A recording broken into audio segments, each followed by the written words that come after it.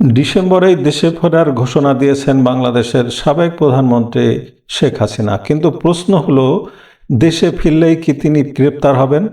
তাকে কি জেলে যেতে হবে, নাকি তিনি জামিন পাবেন?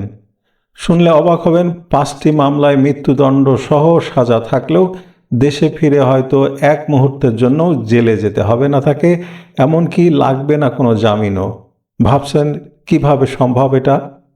সাবেক এই প্রধানমন্ত্রীর বিরুদ্ধে ইতিমধ্যে 5টি মামলায় মৃত্যুদণ্ড সহ বিভিন্ন মেয়াদে শাস্তির রায় হয়েছে। সারা দেশে তার বিরুদ্ধে ঝুলে আছে 650-রও বেশি মামলা।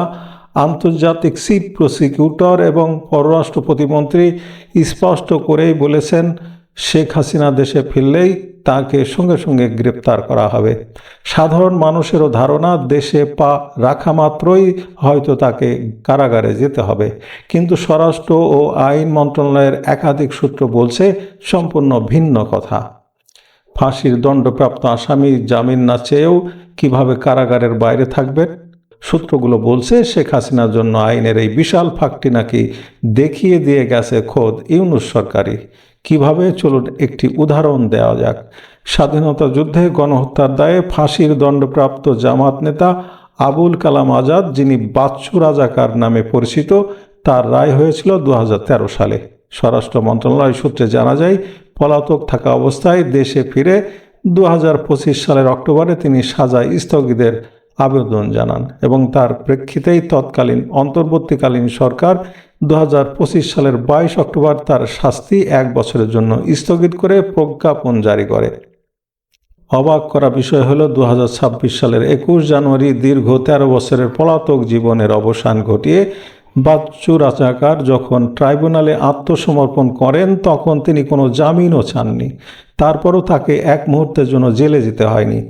মন্ত্রণালয়ের কর্মকর্তারা জানাচ্ছেন, সংবিধানের 49 অনুচ্ছেদ অনুযায়ী রাষ্ট্রপতি এবং ফৌজদারি কার্যবিধির 401 ও 402 ধারা অনুযায়ী সরকার যে কারো যে কোনো সাজা স্থগিত করতে পারে। বাচ্চু রাজাকারের ক্ষেত্রে ঠিক সেটাই ঘটেছিল।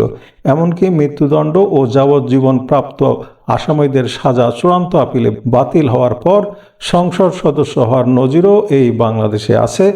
যাবজ্জীবন কারাদণ্ডপ্রাপ্ত তারেক রহমানও এখন প্রধানমন্ত্রী। রাষ্ট্রপতির আদেশ বা সরকারের এই ধরনের সিদ্ধান্তের সোজা অর্থ হলো শীর্ষ মহলের রাজনৈতিক সমঝোতা। এখন সবচেয়ে বড় প্রশ্ন হলো, শেখ হাসিনার ক্ষেত্রেও কি এমন কোনো রাজনৈতিক সমঝোতা হতে যাচ্ছে? মৃত্যুদণ্ডের সাজা মাথায় নিয়েও কি তিনি আইনের এই বিশেষ ক্ষমতা বলে জেলের বাইরেই থাকবেন?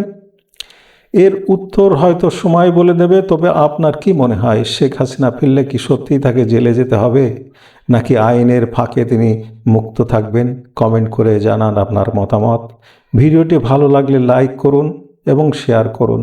আর নিয়মিত এমন বিশ্লেষণমূলক ভিডিও পেতে আমাদের পেজটি ফলো করুন আর ইউটিউব চ্যানেলটি সাবস্ক্রাইব করে রাখুন। ধন্যবাদ।